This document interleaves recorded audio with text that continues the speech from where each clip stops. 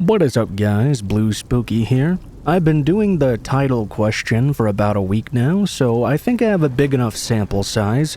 It's fairly evenly split, with slightly more people saying they'd prefer the Megamix title, so we will be sticking with that for now. I did see some confusion. The Megamixes on the weekdays are all news stories, as well as I can keep track of at least. Please remember that I do read about 2,000 stories a year, so I'm not going to be able to keep track of all of them all the time. There will be some repeats every now and again, although I do my best to make sure that doesn't happen. There were also some people complaining about the amount of ads in recent videos. I don't really know what to tell you guys about that. I've not really changed the frequencies of my ads at all in the entire time I've been doing YouTube, so I'm not really sure what's going on there. With all that being said, if you guys end up enjoying this video, please be sure to like, share, comment, and subscribe if you feel so inclined. Doing any of those helps the video to do well, and the channel to do well, and ensures I can keep making these videos for a long time to come. If you guys have any thoughts about the stories in the video, please be sure to leave them in the comments below, as reading your guys' comments is one of my favorite parts about doing these videos, even if I don't respond to them often since I'm so busy. Last but not least, if you'd like to support the channel further than you already do, there should be a join button somewhere around the subscribe button. It's only $2 a month at the lowest tier, and you get special emoticons to use when you comment, and a special symbol next to your name. No content is locked behind the paywall. It's simply something you can do if you'd like to support the channel further than you already do. Without further ado, thank you guys so much for watching, and I'll get right into the video.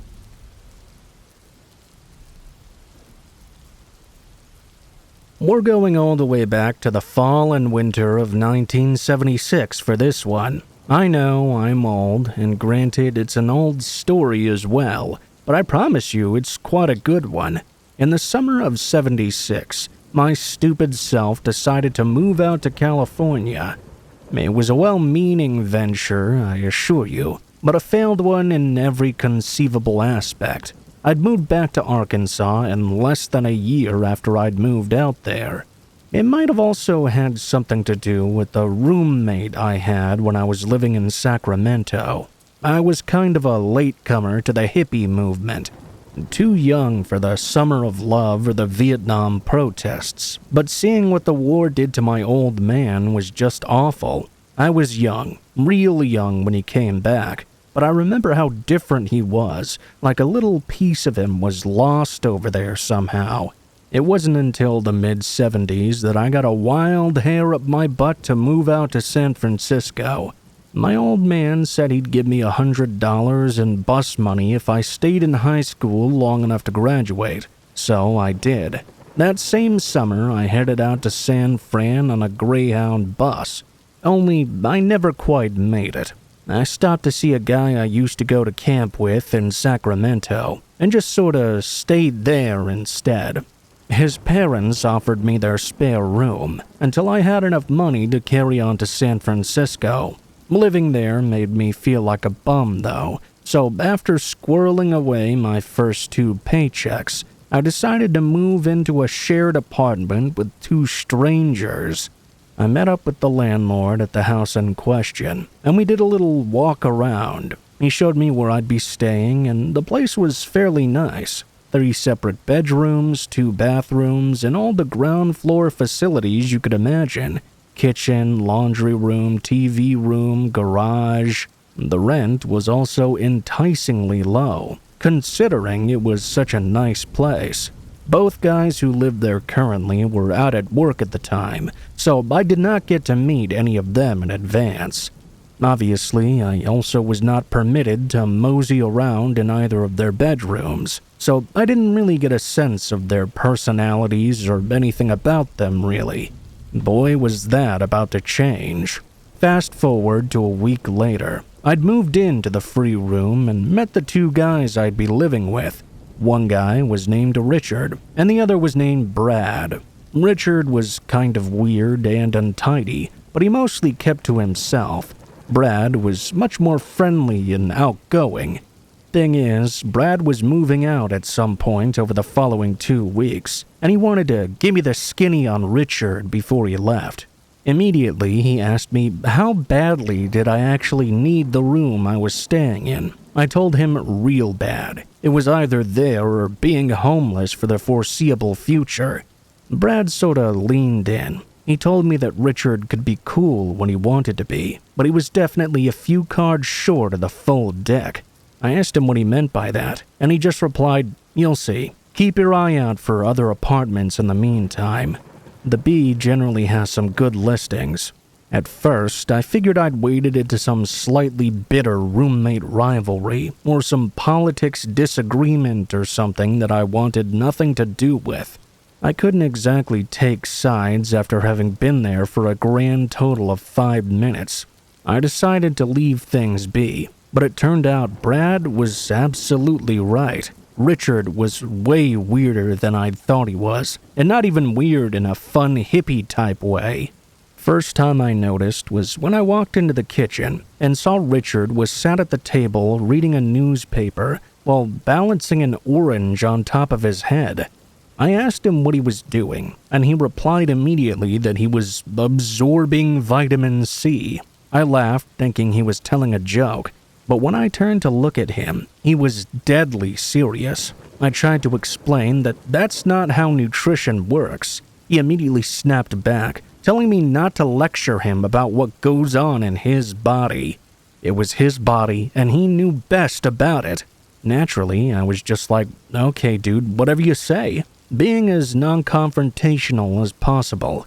That incident really showed me that Brad had been right. Richard was crazy. The extent of his craziness I had no idea, but I sure was about to find out. Richard's behavior remained just curiously strange until the time that Brad moved out. It wasn't anything too scary so far, just stuff that made you roll your eyes or shake your head. At one point, I remember us eating dinner in front of the TV, and Richard just kinda sat there and stared into space for a moment, then checked his own pulse and said his heart stopped beating. Brad seemed to have learned how to deal with such strange behavior because he falsely expressed some mild concern before suggesting Richard go take a nap, which he then did. After Brad moved out, I discovered he'd been the only thing keeping a lid on Richard's behavior. The very same day he left, Richard immediately took a turn for the worse. Like I mentioned, I was working part-time in Sacramento, working 5-hour shifts 4 days a week, over at a nearby grocery store. One day, I got back from my shift to find Richard standing over the bathroom sink, looking into a piece of broken mirror that he'd propped up against the counter. He was shaving all of his hair off with a straight razor. "Getting a new haircut, buddy?" I remember asking him. "No, it's my skull. I think it's fractured." "Well, you'd better get down to the hospital then. I hear those can be quite serious." I'd pretty much adopted Brad's approach wholesale by that point. Kindly acknowledge and disengage.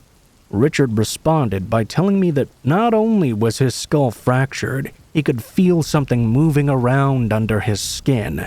I'm no doctor, but I was 99% sure that that was not a good sign.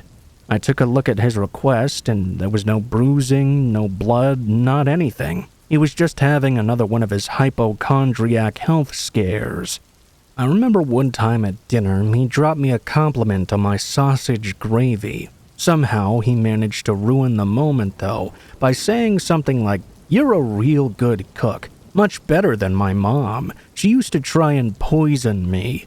Again, like the thing with the orange, I thought he was cracking a joke, so I laughed. Just like the thing with the orange, though, he stared at me totally straight-faced, and I realized he wasn't kidding at all. This time, he was actually kind of offended that I didn't take him seriously. That's the first time I saw Richard's mean side come out. He stared at me, grasping his knife so hard his fist started shaking. For a moment, I was actually scared he was going to lunge at me and stab me from across the table. Instead, he picked up his plate, cleared it, and then marched off to his room. A few hours later, he apologized for being so rude.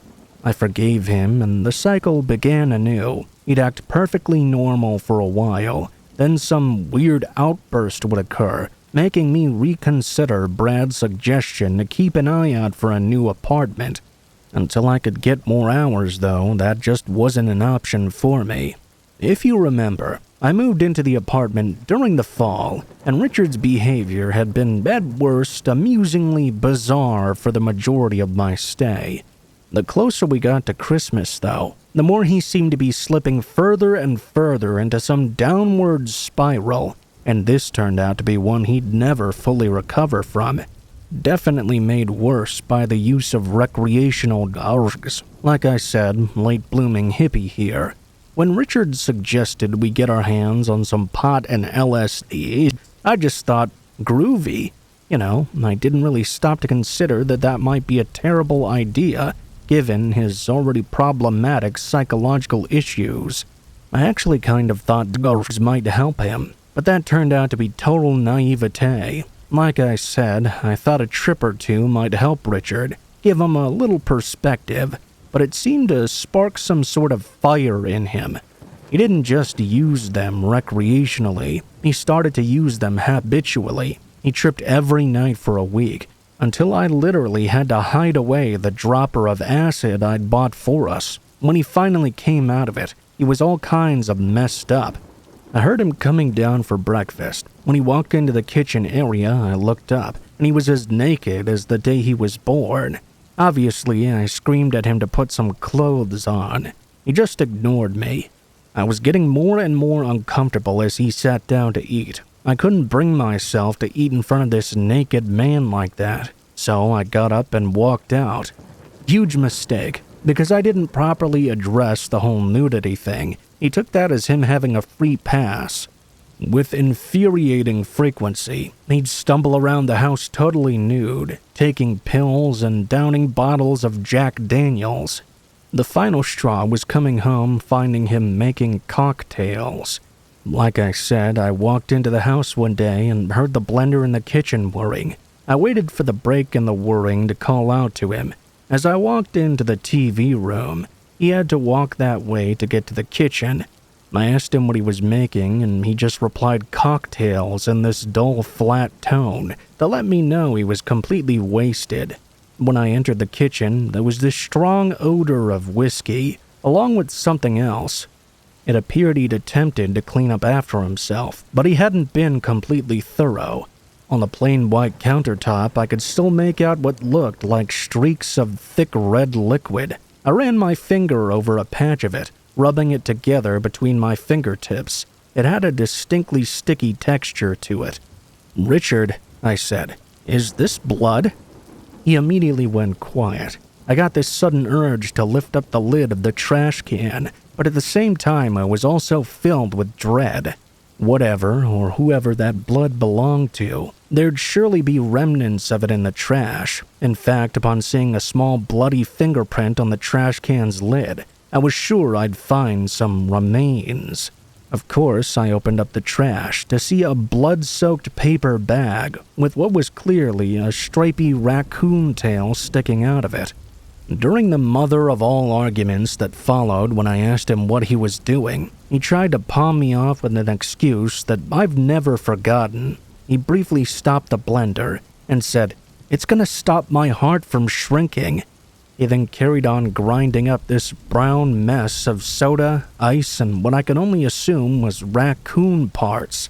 This crazy guy thought he had some rare medical condition where his heart was basically wasting away, and the only cure was to blend up the organs of trapped animals with Jack Daniels and Coca-Cola. Like I said, that was the final straw. By that time, another guy was living there with us too. We discussed giving Richard a kind of ultimatum, either shape up or ship out. But considering he'd reached the point of butchering animals and eating them raw in this stage of madness, we agreed the best thing to do was to get out of there. I called up my old camp buddy that night and begged my way back into his parents' spare room. I carried on working at the subway for a time, got some more hours, and since I wasn't paying rent in my buddy's parents' place, I got some bus money and a security deposit, much easier than before. I heard no more of Richard for a time. I finally left in January of '77 and never looked back. Cut to just over 2 years later, I think about March of 1979. I was living back with my parents in Little Rock, and I cleaned up my act. I was working at another grocery store, with my mind set on applying to colleges. Sometimes I used to get up real early and head down to the grocery store at around 6:30 to help the owner prep for opening hours. A small part of that was unpacking and arranging newspapers near the smaller front counter. I used to take my time with this particular job, sipping my coffee and flicking through all the reports and sports sections, away from the prying eyes of the owner, away in his office counting money or something. One morning I caught a headline. It said, "Albany Killer's Trial Date Set." Obviously, that's not the sort of headline you read every day, so I started reading the article to get more details. Guess whose name I saw?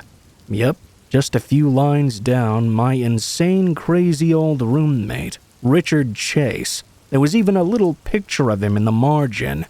Clear as day, it was the same guy I lived with for the better part of 5 months. This is all from memory, so you'd have to ask Google for all the specific details. Here's what I know, though.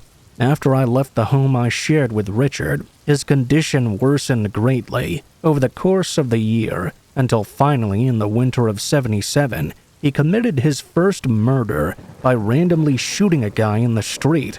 A few weeks later, he tried a home invasion, only the family was not home, so he could not hurt anyone. He decided to wait until they did get home, but he got nervous and turned tail and ran. A short time later, he tried another home, and this time he killed a pregnant woman. Here's the really messed up part. Before sleeping with her corpse, he put dog feces in the poor girl's mouth. It makes you wonder what goes through a man's head to do something absolutely insane like that. I followed the case for a while after, and I was happy when I heard he got the death penalty for the things he did. He ended up taking his own life before they could get him to the gas chamber, though. Figured he wanted to go out on his own terms. The only thing that messes with me is that some people say he wasn't crazy, that he knew what he was doing when he killed those people and did those awful things to them.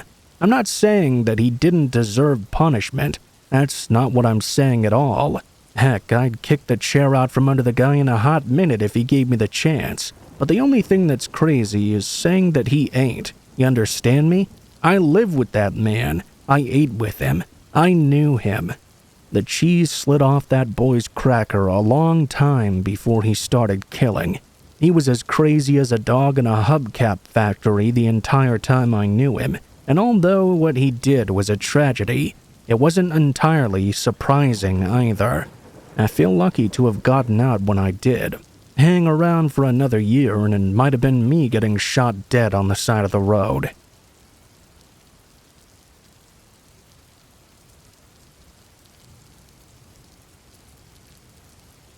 Way back when I was in my mid-20s in the late 1980s, I used to be hardcore into hiking and camping.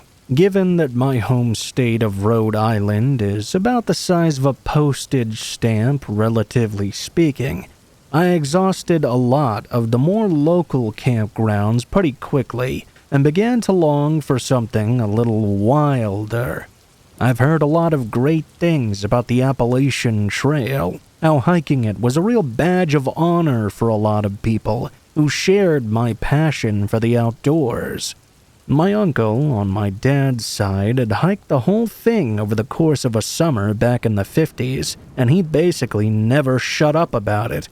Whenever he'd see me and the subject of hiking came up, he made it sound absolutely magical, like there was true wilderness out there just waiting to be explored.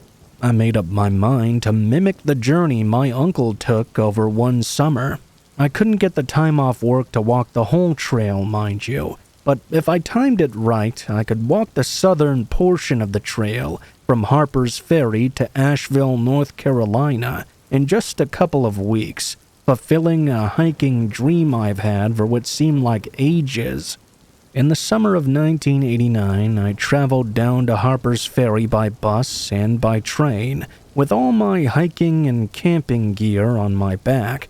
After picking up a few final supplies, I hiked up onto the Appalachian Trail and kicked off the journey of a lifetime. Needless to say, the first few days were pretty tough, but I soon got used to the level of strain. I'm telling you now, I've never been as hungry or tired as I was on those first few nights up in Appalachia. I brought a hammock with me as I'd heard some pretty intense stories about the bugs down in West Virginia. Nasty little beasties. Things like assassin bugs, bugs that have spikes for mouths, or cow killer ants whose stings are so painful that they're said to have taken down actual cows once or twice. I was sure that had to be a rumor, but it was intimidating nonetheless. Every night after my day's hike, I'd take out my hammock and tie it up between two trees before getting some shut-eye. It didn't make for the comfiest night's sleep I'd ever had, but I wasn't complaining, especially if it kept the black widows off me. Since I was out in the woods most nights without cover, every little hoot or squawk from a nocturnal animal would wake me up. It was irritating for sure, but part and parcel with being out there bonding with nature. This one night, I woke up pretty sure I'd heard some rustling leaves close by. I shifted my hammock, peering over my shoulder, and felt my blood run cold. I saw this big, dark shape looming over me. I froze for a moment, feeling my eyes adjust to the darkness. I could tell that it was a person, just standing there statue still, staring at me. In one fluid motion, I rolled out of my hammock and hit the ground running, bolting off into the trees. I didn't care who it was standing over me. Whoever does that kind of thing definitely did not have the best intentions, and I wasn't about to stick around to make some small talk either. I ran a safe distance into the woods, caught my breath, and circled around. I started to sneak back toward my camp area. My intention was to make sure it was clear before gathering up my things and moving on to a safer spot. I took it slowly, scanning the darkness for any sign of the shadowy figure. Eventually, I found my way back to camp, only to discover it was deserted, with all my gear seemingly untouched. I had this horrible feeling in my gut that whoever had been standing over me had just backed off to watch from a distance and was waiting for me to come back and grab my things before ambushing me. If they weren't there to steal something from me, there was obviously something else they wanted, and I dreaded to think what exactly that was that it could be. Regardless, I grabbed up my stuff and got out of the area without anyone managing to sneak up on me. The next few days, I moved hard and fast, exhausting myself in my attempt to get as far away from the area as possible. After that, I figured I was safe. No one had bothered me during the previous few days hiking, so I figured I'd be okay from there on out.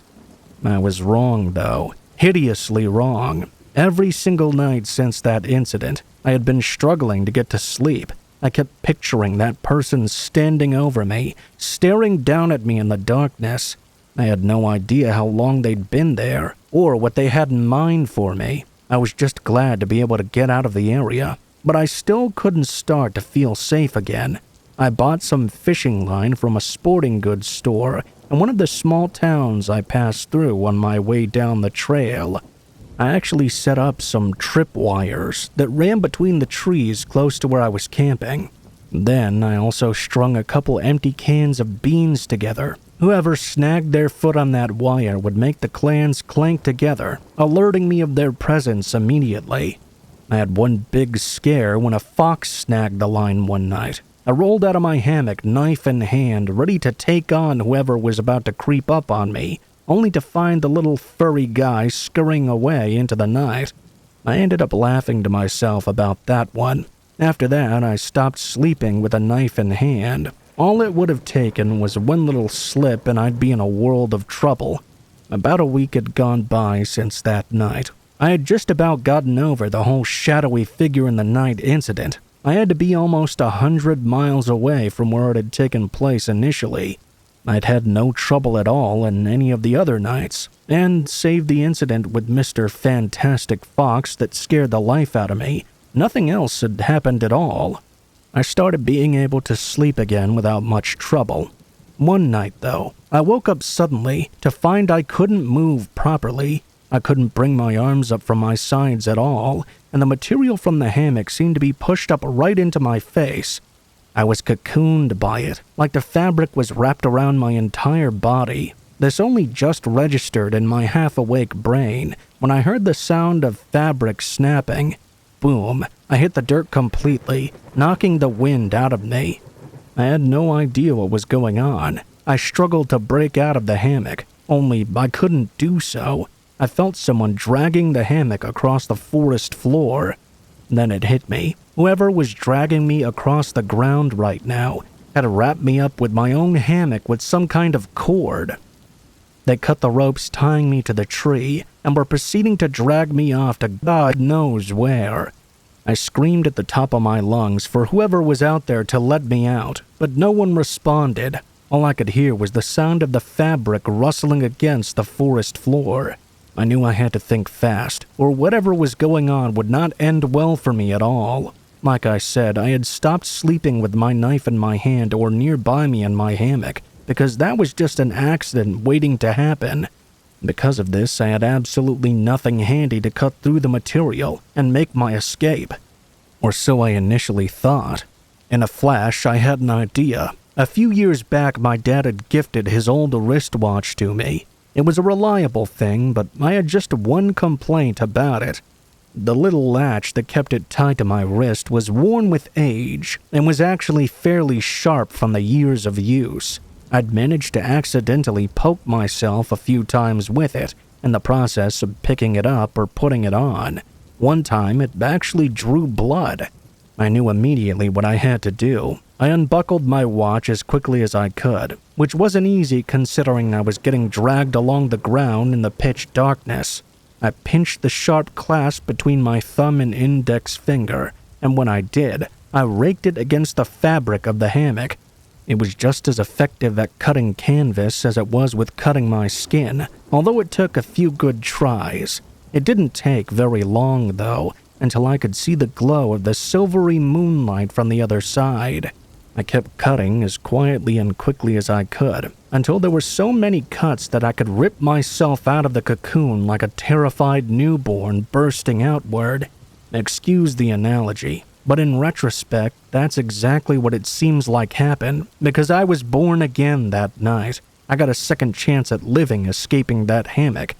I know that staying in it would have meant death for me. For the second time in about 10 days, I found myself now bounding through the dark woods. Only, now the terror far dwarfed what I had felt the first time around.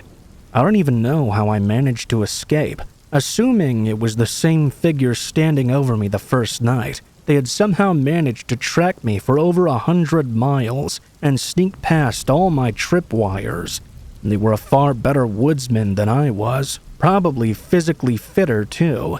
I just know by the time I reached a house with its lights on, I turned to look behind me. As I was banging on the door, there was no one else around.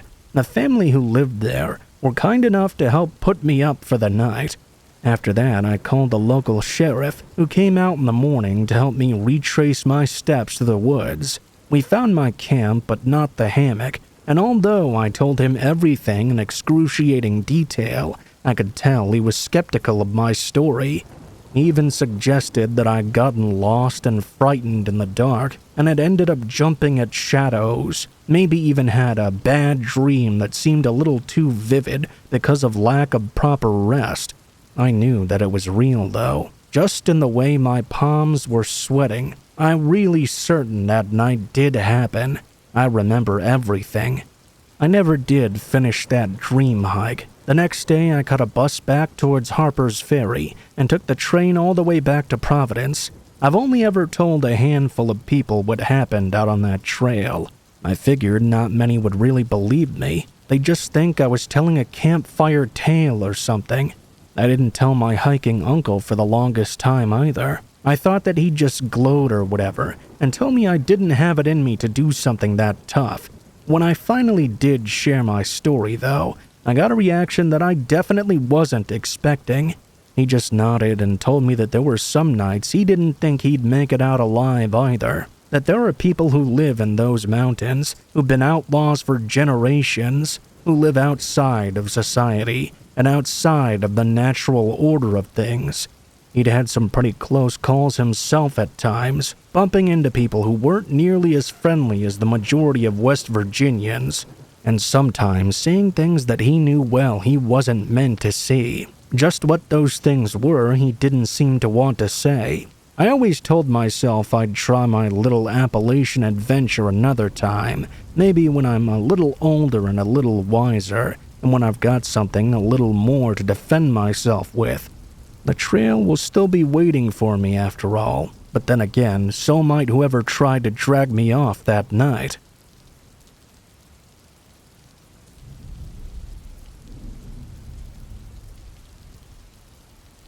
There was this old house that was set on a hill outside of the town I grew up in. As far as I'm aware, even now, there was no one who ever truly lived inside that house. By that I mean no one officially. There may have been vagrants or homeless people that stayed there every now and then. There might also have been people who were dared to spend the night there. The reason for this was because it was well thought in the town that the house was haunted.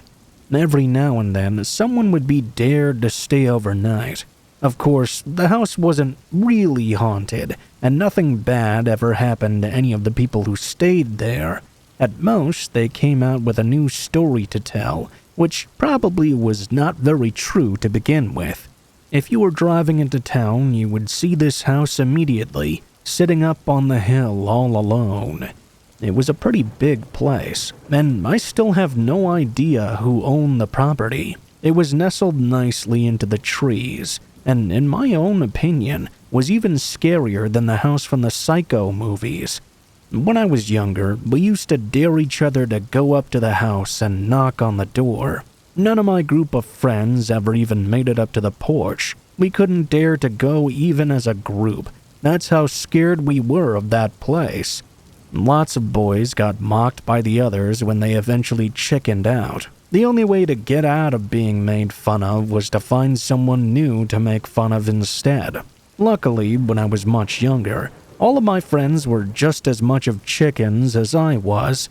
Nobody dared to tell each other to go up to the house because we were scared that we would be dared next. Our only option would be to chicken out. When I entered high school, though, I began hanging out with different friends than I had before. They were a bit more of a popular clique, so I felt I was moving up in the world. I never thought by hanging out with them, though, that I would stumble upon the scariest moment of my life. My new friends and I were walking along the rural road outside of town. We had been out there for all day, and the sun had been setting. It was still relatively early, because it was mid-fall at the time.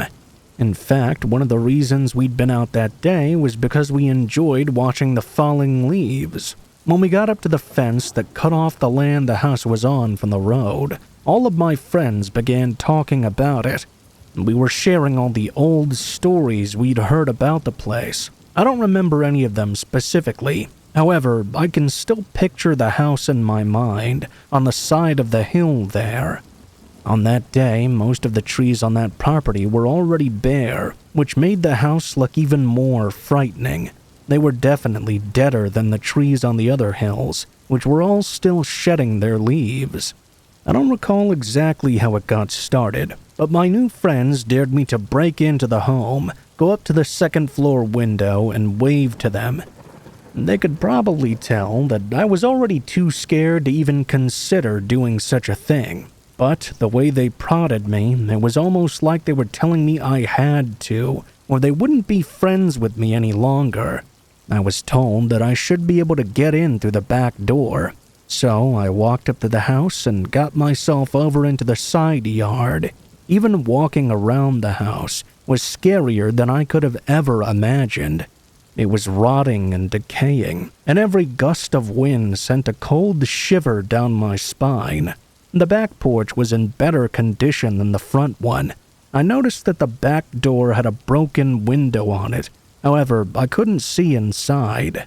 There were old curtains hanging on the inside of the window blocking the view. I went up to the door and tried the handle. Of course, it wouldn't turn. It was locked. I almost considered giving up and telling my friends I couldn't get in. However, I didn't want to face the ridicule that I would if I did. The broken window was one of 6 small pieces of glass in the door. The one that was broken out was close to the doorknob. I figured that must have been how people got in before. I reached in and unlocked the door that way. Slowly, I reached in and grabbed for the doorknob.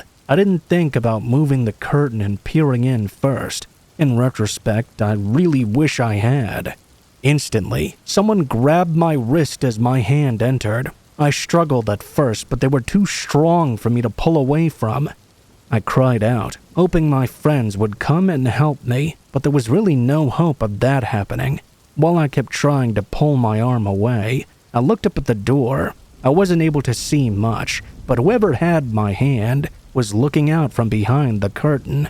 Their face was scary. I could only see it partially, maybe a fourth of it, but what I could see was pale, wrinkled, and looking down on me. I assumed whoever it was had to be pretty big and strong.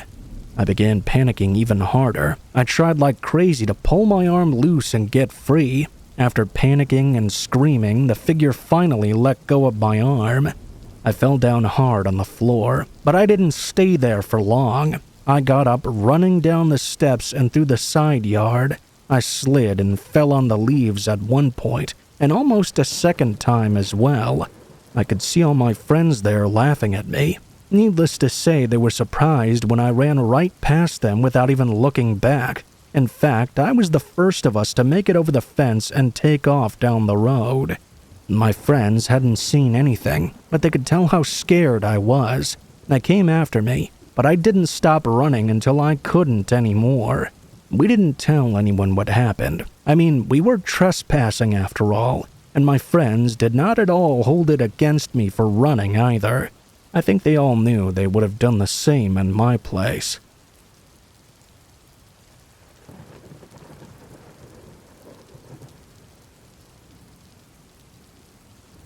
I grew up in a very beautiful country home. I lived my entire life there until I moved out for college. My father had built it himself before I was born. He was a carpenter. I liked being there during all seasons of the year, but I have to admit that autumn was always my favorite period of time. Things were just so beautiful there, with the leaves turning all colors and falling all over the place. There was a fall day, however, where it wasn't exactly what I would call beautiful in any way. It was very wet and blustery. I didn't know what was falling harder, the leaves or the rain, but it didn't matter because it was a weekend day, so at least I didn't have to go out into that and go to school. I did have some schoolwork to do, though, so I stayed in my bedroom, which was on the second story of the home, and did my homework at my desk.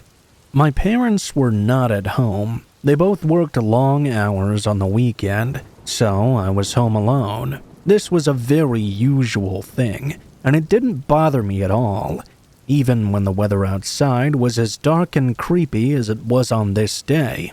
My room faced the front of the house. My desk was right under the front window in my room, so it looked out over the front lawn and driveway.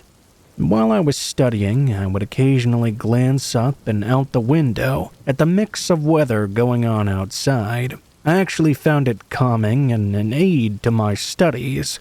I could see all the way down our driveway and out to the road that went past our house. When I looked up at one point, though, I noticed someone walking along the road. It didn't mean much to me at the time, so I didn't pay it much mind. People in the area were always taking walks down that road. It did seem a bit weird that they were doing it while the weather was so bad. but some people like to take walks in bad weather too. I went back to studying until a few moments later when I was trying to answer a focus question at the end of the chapter I was reading. I looked up again briefly and saw the person who was walking now standing at the entrance of our driveway. They were no longer moving at all at that point, standing still and looking at my home.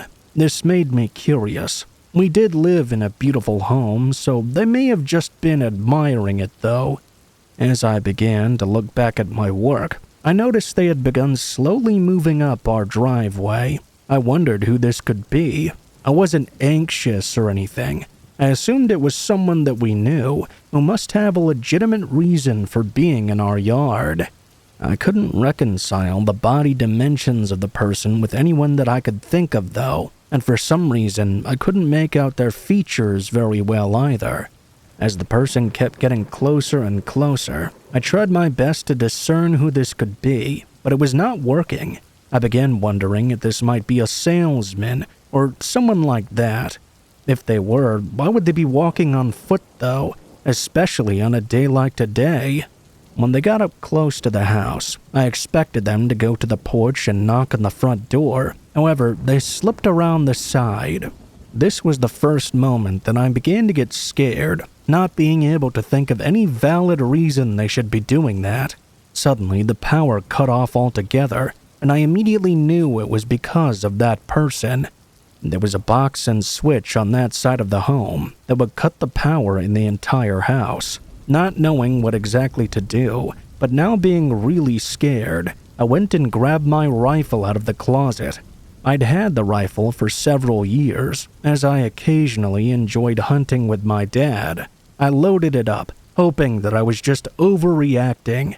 I crept down the stairs to the first floor, feeling nervous, but not feeling like I was in danger yet. I hadn't heard any noises that indicated someone might have broken in. On the first floor, I didn't see anything out the front door or the front windows. I decided to check the kitchen, which was at the back of the home. Going back there, I was stunned when I looked out the window of the back door. There was someone there, wearing a rubber clown mask and staring through the back door window. This wasn't a normal run-of-the-mill clown mask either. It was definitely a horror one, deliberately made to be scary. The person was covered in wet leaves, which made them look even more intimidating. They lifted their hand up and waved at me as I stood there stunned. I'm not afraid of clowns, mind you, but I am afraid of mysterious people wearing masks and shutting down my electricity while my parents aren't home. Maybe he would have chosen to wear that mask because a lot of people are afraid of clowns, and he was trying to scare me. I pulled up the rifle and pointed it right at him. He immediately changed his wave to a goodbye and quickly disappeared. I grabbed the kitchen phone and called my dad at work. He was a mechanic and owned his own shop, so he told me he would come home right away. He insisted I stay inside. I listened to him, but it was difficult. I had my rifle, so I wasn't scared of going out and confronting the guy, but I waited until my dad got home. He searched around the area and wasn't able to find anyone, but that was no surprise. He worked in town, and it was a bit of a long drive to get to our house from there. He didn't find anyone. Whoever that person was, they were very lucky. My dad could be a bit of a violent guy when he wanted to, and there's no telling what he would have done if he got his hands on that guy. The clown never came back, so we never found out who it was. We eventually chalked it up to a random event with a random a-hole, just trying to scare someone, but we never knew for sure.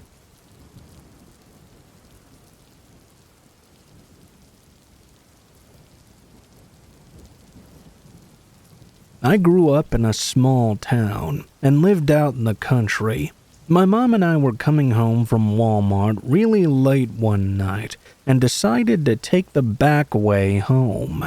I still had my learner's permit, so I wanted to take a road with less traffic. Anyone who ever lived or has been to the country knows how creepy those roads can get at night. I remember I was going around a curve right before a one-lane bridge. I slowed down in case I had to stop for something when out of nowhere, a woman jumped right in front of me onto the driver's side of my car and started pounding on the windshield. Her mouth was moving, but I couldn't make out what she was saying. My mom started freaking out and told me not to stop and just keep driving. I kept going and she slid off. We both looked back to see where she was, and no one was there. To this day, my mom and I still remember it clearly.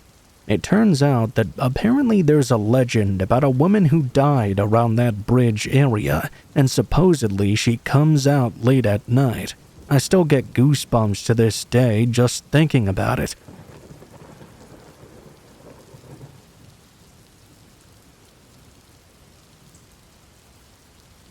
It was 11 o'clock at night. My SO was driving us back from his job. This was usually how this worked for us back then. He drove me to work, dropped that car off during my lunch break, took a bus to his job, and then I'd pick him up at the end of his shift. We usually took the same back road every time, because it was a straight shot to the main roads that took us home. We were in the left-hand lane of this two-lane road, cruising at 45 miles per hour, listening to the radio, and chatting about what we were going to do when we got home. It was such a nice night. All of a sudden, though, we heard the sound of screeching tires behind us, and they sounded close by.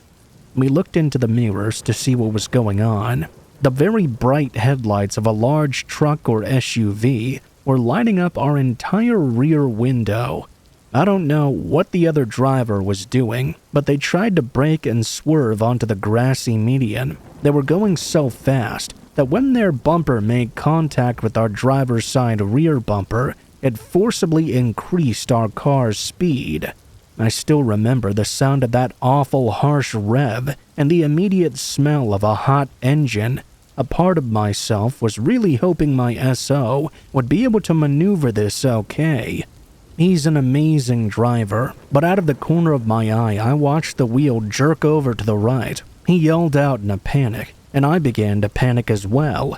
The car swerved right, gravity shifted, and we watched the ground just roll around us.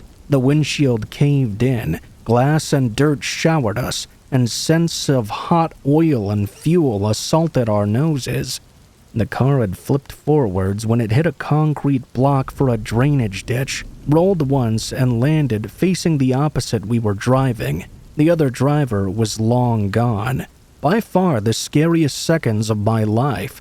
There was nothing the authorities could go off of. We didn't see enough of the other car, and there were no cameras or anything to record the incident. The officers that looked over the skid marks on the road asked us if we had anyone that wanted to hurt us, because the evidence at the scene made this look like it had been done on purpose. Every once in a while, I get really nervous driving and sort of relive it all. It's worse because we never got any justice either. I had to beg my bank for a loan and bought a car for $900 on Craigslist. It needs another major repair every single time we get something fixed. I miss my old car that was wrecked. That car saved our lives that day, and it was so sad to see her go.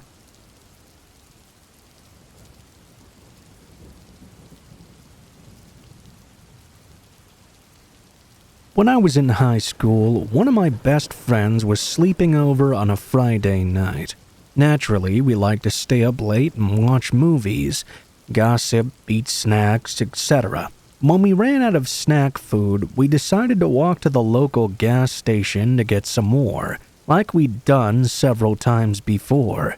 The station was about a mile away, so it made for a nice, brief outing. It was a good time, and we didn't have any problems like always. That is, until we were walking back to my home. It was very dark out, when suddenly we heard this low voice whisper, "Well, well, well. What do we have here? Two girls all alone out late at night. You could really get hurt like that. But not by me, of course." We frantically looked around for the source of this voice, and finally saw this very rough-looking guy on the road facing the other direction.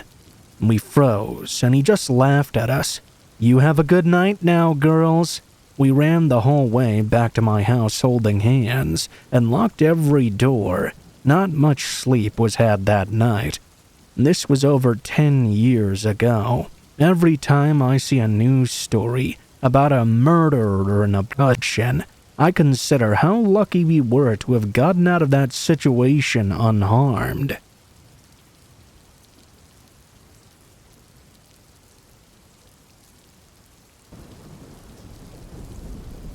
This happened just a couple weeks ago on a Friday. I had 2 friends in my car. We were coming back from a restaurant to celebrate finishing up the school play. I'd just dropped the first friend off and was now making the 4 to 5 mile drive to my second friend's home. It was down a narrow road that cut through some pretty dense woodlands. She was in the front seat, and we were listening to some ballads, just talking about life. It was nothing too out of the ordinary. I was driving behind a deep red pickup truck that had a motorcycle stored in the bed. I wasn't tailgating them or anything, even though the driver was going a bit slow for my taste and swerving around just a tad too much. I was about to reach this intersection that's not even a block away from my second friend's home when the guy suddenly pulled over for no reason. He just pulled over to the side of the road, about 1 or 2 car lengths from the blinking red light. As I passed him to stop up ahead, I saw his face. He was pretty generic looking, like any guy you'd see out walking on the street, but for some reason, he was staring right at us, with fury in his eyes. He was so angry that it made the hairs on the back of my neck stand up, and I sensed something was not right here. My friend looked out the window and asked me, "What is he doing?" I looked at my rearview mirror, only to see the man getting out of his seat and pulling a ski mask over his face. He was wielding a huge, I'd say 10-inch knife in his hand. He started sprinting towards our car, almost reaching the passenger side. I screamed and slammed on the gas, driving around for a while. To my surprise, I could still see the man trying to chase my car for a few blocks until he knew he was not going to catch us on foot.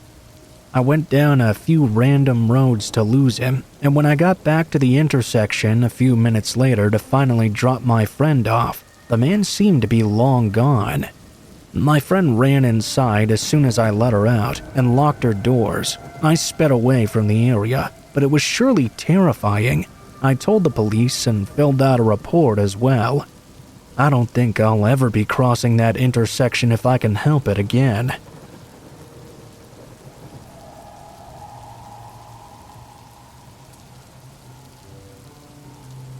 My parents were out one night, and my brother and I were home alone. We were probably 10 and 12 years old at that time.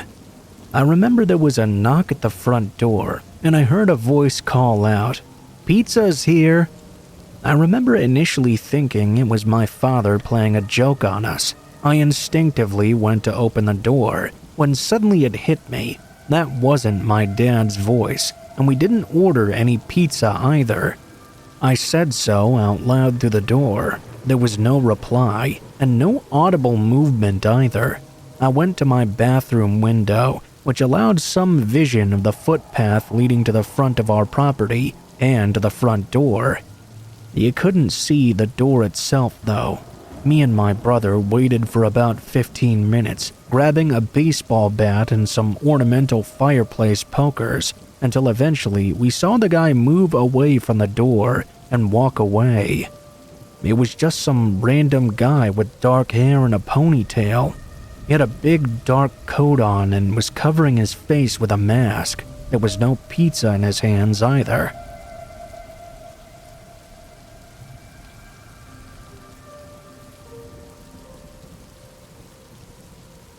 One night when I was about 7 years old, I went to sleep at around 9:30 and got into the second level of my bunk bed.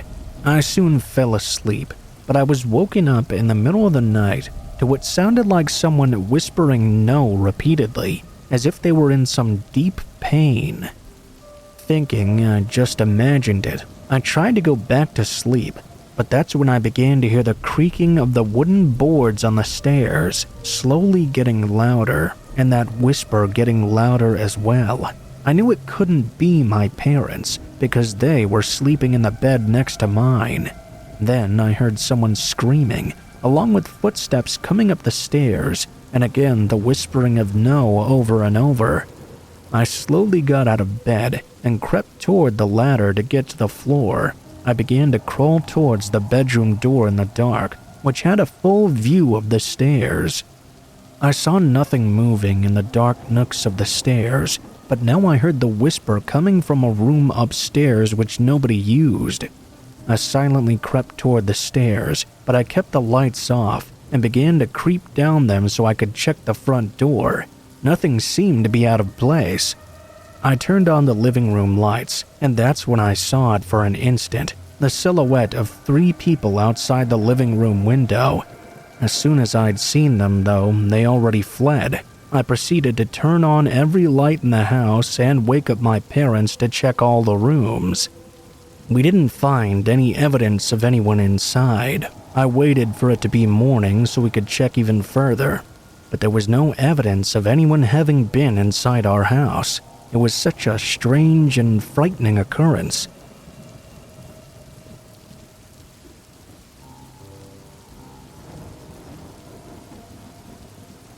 I was 25 and decided to take a trip into the city after my mom's passing. She died very unexpectedly, and I still lived with her at the time, so I really needed to get out of that house. Everything inside of it reminded me of her. I chose a hotel that had relatively good reviews, and the price for the room was way too good to pass up. I won't reveal the hotel's name for obvious reasons, the main one being I'm trying to forget this experience altogether, and even typing out its name is hard for me. The hotel had an old-world charm to it that instantly drew me in. As I checked in, I couldn't help but admire how clean everything was. It was the kind of place that you see in the postcards, and I was looking forward to getting my room and finally being able to relax after everything I'd been through that month. My room was on the 2nd floor, and it was nice to see that it had a good view of the garden. The hotel staff was friendly and everything seemed perfect. It all started innocently enough. On the first night, I went down to the hotel's restaurant for dinner. As I sat alone at the corner table, I noticed a man at the bar. He was tall with messy hair and a pretty scruffy beard. He seemed to be in his 40s or so and was wearing a faded leather jacket and jeans. I don't know why I remember what he was wearing so well, but I do know I caught his eye for a moment and he gave me a nod. I'm a pretty awkward person, so I just looked away and pretended like I hadn't seen anything. The night went on, and I tried not to think too much about it. After dinner, I returned to my room and settled in for the night. I watched some TV, read a book, and eventually fell asleep. When I woke up the next morning, though, things felt a little off. As I stepped out of my room and made my way towards the elevator, I noticed the exact same man from the night before. He was just leaning against the wall a few feet away from my room. His eyes immediately locked onto me, and it sent a shiver down my spine. It was not the good kind. I tried to shake off this uneasy feeling that I was getting, thinking it must all be a coincidence, but that voice in my head was telling me that something was off here. I should have listened to it. I decided to try and go about my day without being too paranoid, but being a woman all by myself and fairly small, paranoia is a bit of a requirement. I wanted to see the sights and explore the city, but no matter where I would go, I had this eerie feeling that someone was following me. I just couldn't escape the feeling of being watched. That night, I got back to the hotel and decided to have dinner in that restaurant again. I really didn't want to run into that dude once more, but the convenience of eating and being able to go straight up to your room was just way too tempting to pass up. I also hoped that being around other people would ease my nerves. As I sat down at my table, the same man walked in once again and sat down at the bar. This time he was a bit closer though, and he was facing me. He had a drink in his hand and was staring at me very intently. I tried not to look at him, but when someone is staring at you so hard and won't stop or even blink when you look back at them, you can't help but take a peek every so often to see if they're continuing to do so. After a short while, his face changed into a sort of smile that thoroughly creeped me out. I got up to leave and noticed he got up at the same time and began walking out after me. He was eerily close behind me as he did so. I swear, I could almost feel him breathing on the back of my neck as we walked. I tried asking the man nicely to stand a bit further back, but he just started to laugh. He followed me all the way up to my floor and stopped a few doors down from my room. I entered my room quickly, glancing back at him, and I noticed he was doing the same thing as before, just leaning against the wall, clearly waiting for me, or waiting to do something to me, all without saying a single word. I knew I probably shouldn't ignore it anymore. I was scared and confused. I decided to approach the hotel staff about the situation first, before I went so far as to just call the police. The man hadn't actually done anything to physically harm me, so I doubt there was anything they would have been able to do anyway. I explained my discomfort and the fact I had seen the man loitering near my room multiple times, and he seemed to be following me. They were understanding and assured me they would keep an eye on things. For the next couple of days, I stayed close to the hotel and inside my room for the most part. I even considered cutting my trip short, but I didn't want to let fear dictate my choices. This was supposed to be my time to heal, and I didn't want to let some weirdo ruin that. As a person traveling alone, I was determined to reclaim my sense of security. Unfortunately, every day I was there, I saw that guy. Sometimes he would be waiting in the lobby, other times in the hallway, or other times right outside my room. Occasionally, he would be at the restaurant. He even managed to show up at the gym the few times I'd randomly decided to work out. It was as if he was playing some twisted game of cat and mouse with me. I became increasingly paranoid, constantly looking over my shoulder and wondering when and where he'd appear next. One night after I'd been there for about a week, I returned to my room after dinner and was shocked to find a note had been slipped under the door.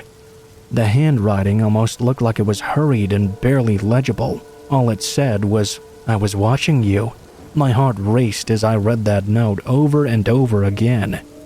I knew it had to have come from him. I immediately called the front desk and reported the note to staff, who told me they were taking the situation very seriously. They advised me to lock my door, stay in the room, and wait for them to check the security tapes. They assured me they'd find the man and get police involved if necessary. I sat in my room, waiting anxiously for anyone to tell me the man had been kicked out, or even that he'd been arrested.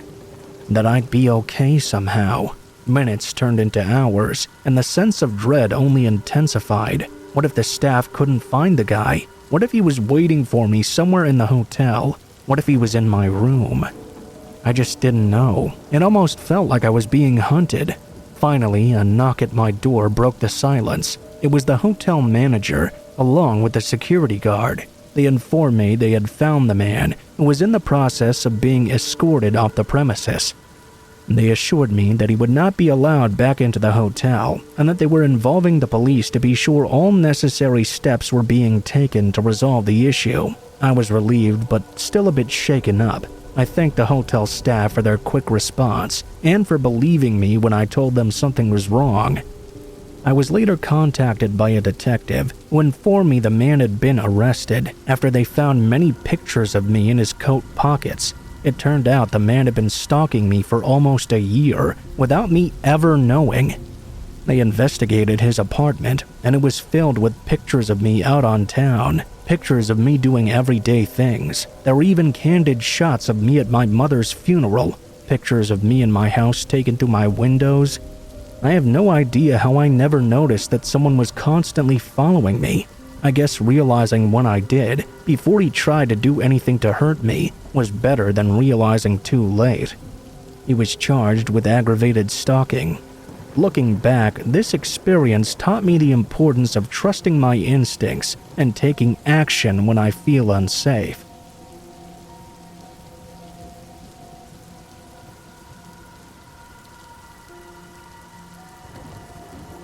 I'm a 22-year-old woman who currently lives with my family, along with my current partner. I'm going to be keeping his name anonymous for privacy reasons. I had just come home late from work. It was about midnight or so when I had gotten home, and my family was already asleep. My boyfriend was still awake and waiting for me though. After getting out of my work clothes and into my PJs, him and I were relaxing with our cat when she started crying about wanting to go outside. I couldn't let her out the back door though, since I'd heard some dogs outside. It was about 2 a.m. or so. She just kept yapping and pawing at the door, so I decided to let her out the front door instead. She's an indoor and an outdoor cat. She only goes outside a few times a week though. She mostly likes to socialize with other cats or just roam around. I had opened the front door and walked out with her for a brief minute. As she walked out, I noticed she was staring out at the street behind our cars, out of the neighboring street. She kept walking, but then bolted the other way. I suddenly heard this weird grunting. I looked over and saw a figure of a man who I didn't know. He was dirty with messy hair, and he just wore a pair of jeans and a brown jacket. I saw him start approaching the door, and without saying anything, I started to back away, still facing him. As I reached the doorway, I noticed he began to walk a little faster toward me.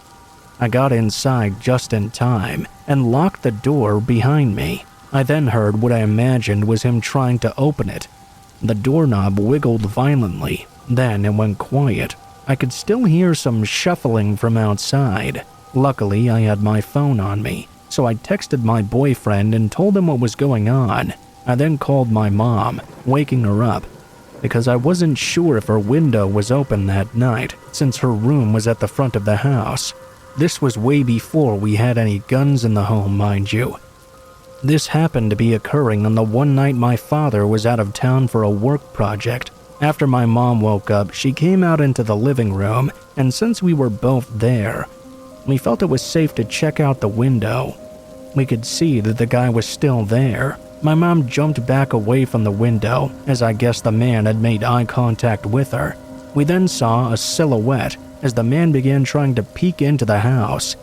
He still wasn't saying anything, just mumbling and pacing around our door. My boyfriend came out with whatever he could find to use as a weapon, just in case it was needed. My mom called the police, explaining what I had told her, as well as what she had just experienced. The man was trying his best to peer inside our house. The cops then said they were sending out a patrol car to us. By the time the cops got to our house, though, the guy had managed to leave without making a sound. The cops showed up, and I gave them a full description of the man and told them anything I could remember. They decided to drive around a bit to see if they could find the man, down the street or anywhere in between, maybe even hiding around the outer areas of the house. It was all clear, thankfully. There were no other issues or anything going on that night, nor did the man ever come back. My cat eventually returned when they felt like it. I know this may not be that scary to a lot of you, but it was for me. I have my cat to thank, really, because I don't think I would have even realized there was a person there since it was so dark, and I didn't see him or even become aware of him until I was already headed back into the house. All I can say is stay safe out there and try to be aware of your surroundings. We've also gotten a new litter box and some toys, so my cat doesn't feel the need to wander out so much. I think it's much safer that way.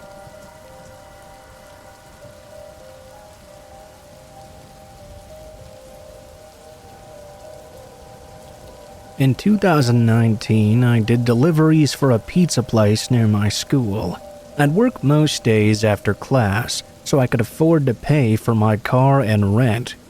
It wasn't a great job in any aspect, but it was good enough to get me through college without being completely broke.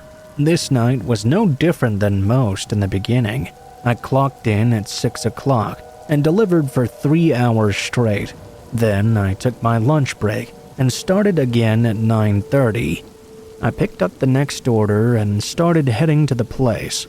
The address didn't look like a house, and the route it took me on to get there was not what I was expecting. It took me further out from town, away from most houses and stores, into this business center. It was an area full of small office buildings and absolutely nothing else. I drove down the road and couldn't really tell what any of the addresses were. I just followed the directions on the GPS and hoped it would take me into the right parking lot.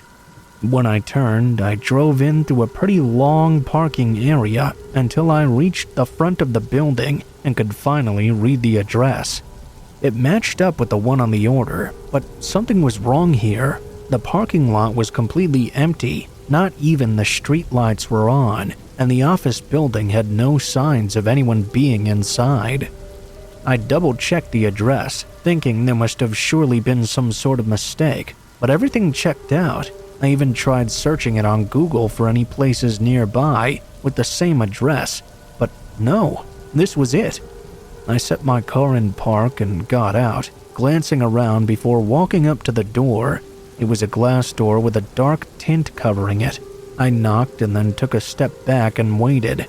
It only took a moment before the door opened. There was a middle-aged man there, wearing some very casual clothes and holding a strange grin on his face. He was almost overly excited. He said he was so happy the food had finally arrived and that everyone was so hungry. I looked behind him, not seeing anyone else inside.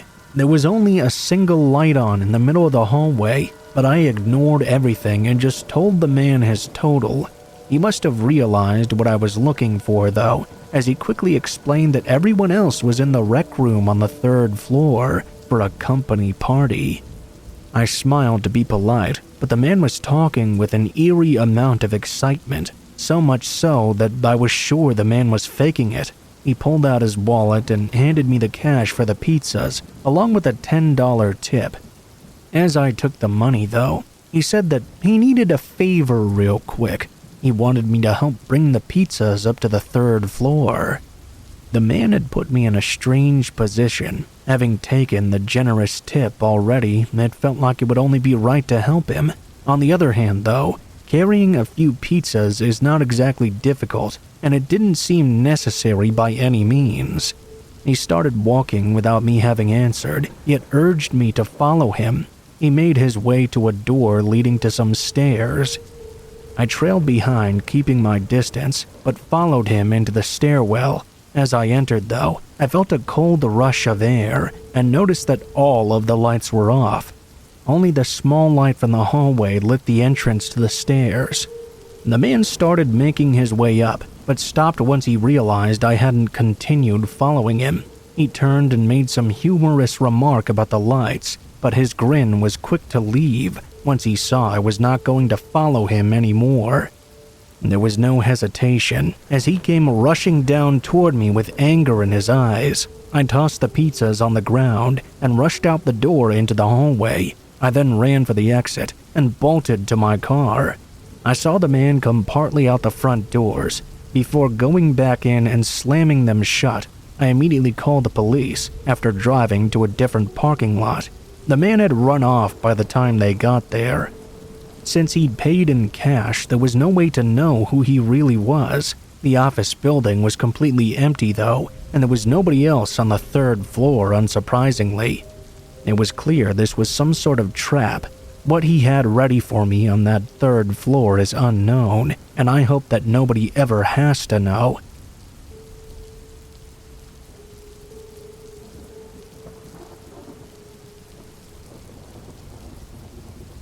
This happened when I was a high school student during the summer holidays.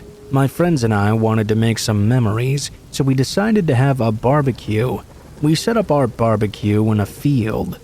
One of my friends mentioned that there was an abandoned hospital nearby. Because I'd never been ghost hunting or anything like that, he asked if I was up for checking out the abandoned hospital. We were all pumped up for some late-night urban exploration. We went to inspect the place at around 11 p.m. I don't know how long ago the hospital was built, but it was really old, and it was practically crumbling down in some places. We approached the entrance cautiously, and my friend told us, "Hey guys, it's easy if we go in a big group, but that's so boring. Let's split up a bit." We split up into 2 groups of 3. The first group were ready to go in. Then, after a little while, the second group was set to go in as well. I was in the first group. The atmosphere even in the entrance was so heavy. I don't know if you know what I mean. My heart was thundering in my chest. We tried to open the doors, but it seemed they were locked. I thought that maybe we could break the door down if we tried, but the other lads didn't fancy that. I decided to look around the perimeter for a weak spot to gain access. I found that one of the walls had collapsed around the back side, and I could see inside the building. I let the others in my group know, and we decided to go in. It was really humid in there. The air was moist and damp. It was the usual stuff you would expect to find in an abandoned hospital. Some syringes, some random equipment. The walls were covered in scribblings, and they didn't really make much sense. There were beds as well in the hallways, and something was placed on top of one of these beds, some twisted shape beneath a black cloth. It really creeped me out. I also noticed that someone had strewn origami cranes around the place. I thought about why they might be there. Maybe someone had put there for some reason I didn't understand. Needless to say, it was extremely weird. We crept through even further into the property until we came upon a room with a closed door. I pushed it open, and that's when we saw it. There was this strange doll in front of something resembling an altar. It looked like a crude offering. The doll was quite big and was tattered and raggedy. We went closer to it. None of us wanted to be the one to chicken out and say, "Let's get out of here," but I could tell my friends all wanted to get out of there just as much as I did. There was this cup in front of the doll, and there were some leaves in the cup, as well as a green plate with some black, bad-smelling thing on it. I looked into the doll's eyes. In that moment, I felt a fear of terror for some reason. I knew we had to get out of there immediately. We went back to the barbecue area and started to pack all our things away. I called one of my friends in the second group to see how they were getting on back at the barbecue. When we got back, my friends and I didn't say anything for a while. That was until one of them piped up. "Man, that altar was really weird and messed up, huh? I really hated it. It gave me such a weird feeling." I replied that it looked like an offering of some kind. When we discussed our findings, we all saw the doll in the first group, but apparently the second group had also gone in for a moment, and no one saw the doll. We wondered if in some of the other rooms there might be some other weird offerings or altars. It was honestly the strangest place I'd ever been in. The next week, all 3 of us who saw that strange doll ended up with an injury. I broke my finger in PE, my friend got into a moped accident and broke his toe, and my other friend got into an accident as well. He was in the hospital for days. A teacher asked us while laughing, "What's happened to you 3? Were you cursed or something?"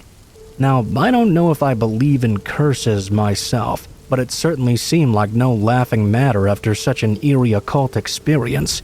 Even to this day, that abandoned hospital still stands. It hasn't been demolished yet, but a sign that reads "Keep Out" has since been put up, and a large metal fence surrounds it as well. One thing's for sure, I don't think I'll be looking around in there anytime soon.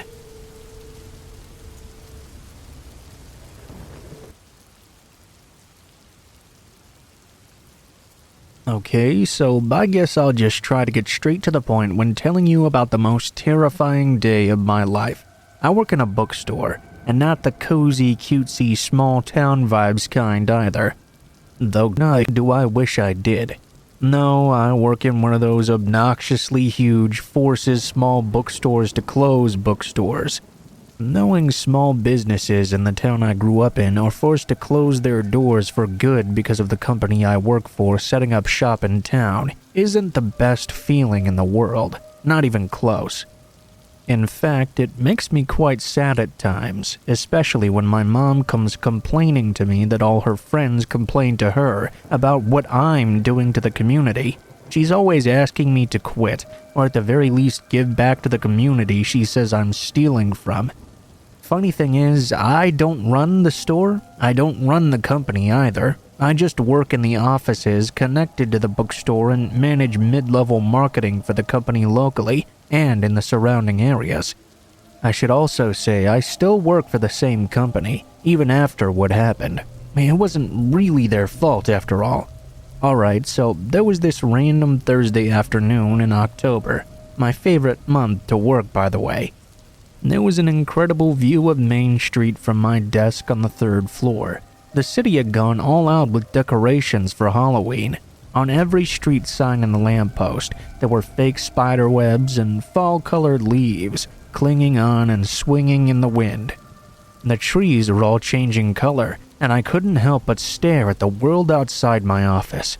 The world I wish I spent more time in, instead of stuck behind a desk. This day, however, when I found myself looking out the window, I saw something I really wished I had not. The bank across the street was a local one. Not one of those big branch banks scattered around every city in the country. It was always very quiet, and my mom actually worked there. She liked to wave at me through the front window every day at noon exactly, while she was having her lunch. I always found it a very sweet gesture. Only this day at noon, when I'd gone to the window to give my mom a little wave and a smile, she wasn't there. Actually, no one was. Usually there'd be people walking in and out of the bank at this time of day, but there was no one there, and that's when I saw him. A man in a mask, holding a gun at his side, peering out the window as though he was looking for someone. That's when panic mode set in. I rushed to the phone on my desk and dialed 911 while trying to keep my eyes on the man inside that building, with my mom and who knows how many other people inside. My heart was racing so fast I could barely speak. When the dispatcher answered, it felt like it took everything in me to force the words out, to describe what was happening before my eyes. She started to ask me a bunch of questions I couldn't possibly have the answer to, considering the only thing I could see was just barely inside the front doors. I made sure to inform them as much as I could though. The man inside was armed and I had no idea if he had any partners. I guess that's all they needed from me though, since they insisted I didn't need to stay on the phone with them.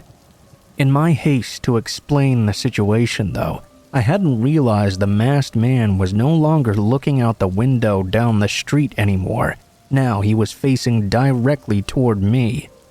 I slammed the phone onto the receiver and closed the blinds as fast as I could. I couldn't help myself though. I had to take a peek and see if he was still looking toward my window. I slid my fingers through the cracks in the blinds and bent them down slightly. It was just small enough a gap to peer through, and to my relief and somewhat surprise, it didn't seem he was looking toward me anymore. Actually, I couldn't see him at all. He wasn't standing at the front of the bank anymore. I felt this sense of relief fill me for just a second, and then fear came creeping in again. I realized not being able to see him meant I didn't know what he was doing anymore, and not knowing was the worst. He could be in there hurting someone, and there would be nothing I could do. In that moment of panic, not knowing if my mother was okay, my phone started ringing. It was her. I picked up the phone and answered immediately, asking if she was okay. She was crying and scared. She said she was okay, and so was everyone else, and that's when she told me something that gave me the chills. She said something had spooked the man real bad. He'd walked right out the doors across the street and into my building. She told me I needed to get out of there as fast as possible. Without even thinking, I walked calmly toward my office door and down the row of desks. I told everyone along the way they needed to exit the building as well. Just as I reached the stairwell, I heard gunshots from behind me. About eye level on the wall next to the door was the fire alarm. I slammed my hand down on it, and I couldn't help but cringe when the loud alarm began to blare overhead. That's when I felt a hand grasp my forearm from behind and pull me backward. "You shouldn't have done that!" The man's voice sounded very raspy. I turned to face him, knowing I had a better chance of fighting him off if we were face to face. I could somewhat predict what he was going to do next. "Everyone down on the ground now! I don't want to hurt anyone, but I will if I have to, got it?" He looked around after he said that, like someone would have the guts to actually answer this man. He was still holding on to me at that point, and it was starting to hurt. I just stared at the guy. I had no idea what he planned, or why he'd come here in the first place. I, nor anyone in the building, had interest in questioning him. "Alright, since you're the one who set off the fire alarm, you're gonna be the one to turn it off." He looked more annoyed than anything when he said that. My voice was shaky, and I finally worked up the courage to answer him.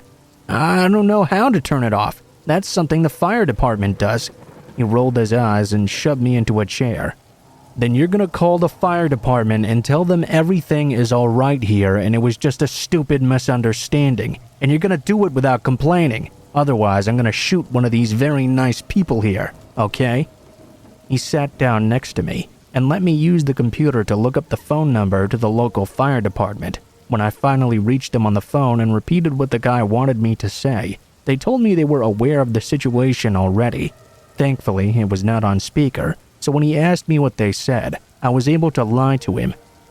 A few minutes later, the alarm turned off, and the masked man continued his tirade about how life was not fair and I hated him, how his dad left when he was a kid, and that to him, making bad decisions while he was growing up was just what led him here. This man was telling us his whole life story, almost like he was trying to justify what he was doing. I was toward the back office, so I couldn't tell when the police would get there. I just knew that they had arrived from the look on his face, though, and the sweat now pooling on his shirt. That's when the phone calls started coming in. Hostage negotiator, I'm assuming. Every time they'd call, the man would get angrier and angrier and demand the most outrageous things. At first, he wanted a car to drive away and for no one to follow. Classic demand. That escalated to him begging whoever was on the other end of the phone for a helicopter to land on the roof of the building and fly him away. A fake passport, $10 billion in cash. I was scared, but something was also telling me this was winding down. If he was going to hurt someone, he would have already done so. Eventually, he started letting a few of us go at the time. I was among the last 3 still trapped inside with him. It had been hours, and I was exhausted mentally and physically. Just done. The phone calls became less frequent. He became even more antsy, just so genuinely desperate for a way to get out of there that didn't involve jail time.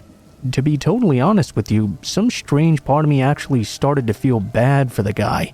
As he continued to explain his rough, unfortunate life, I couldn't help but wonder how things could have ended up differently.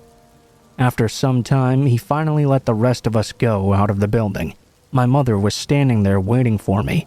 I ran into her arms so fast. Only minutes after exiting the front doors, a loud gunshot was heard coming from the building. The police all rushed in. Turns out he decided ending his life was a better option than going to prison for his crimes. He chose my office to do so, which only made me feel that much worse. I watched as they brought him out in a body bag and loaded him into the city's coroner's van. I found myself standing there, watching as the van drove away and the police cleared the scene. The man had no funeral. No one cared about his passing, considering there wasn't even an obituary written for him. Just his death announced in the local paper, tied into the article about what happened that day. I requested to switch offices, of course, and to this day the view outside the window just doesn't look the same. Some part of it now felt tainted, like the happiness I once saw in the world was clouded by the harsh reality I hadn't realized before, that one person isn't always the only one to blame for the sad or dark outcome of their life.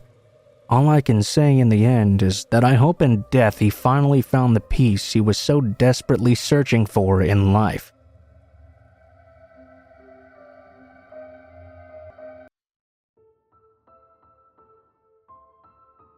What is up, guys? Blue Spooky here. Thank you guys so much for watching, especially if you made it this far to the end of the video.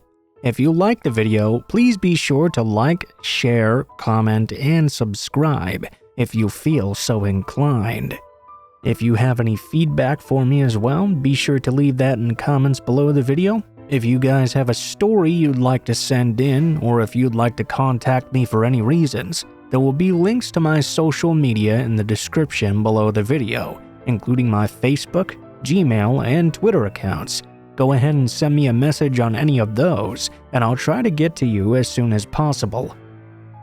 If you do decide to send in a story, please be sure to include in the tagline what the name of the story is if it has one, what type of story it is if it has one, and how you'd like to be credited in the description below the video. Please make sure to include as much detail as you feel comfortable with, and try to use as much proper grammar as possible to make sure you have the highest chance of appearing in a future video. Overall, I think that's pretty much it for now, guys, so thank you so much for watching, and I hope you guys have a great day.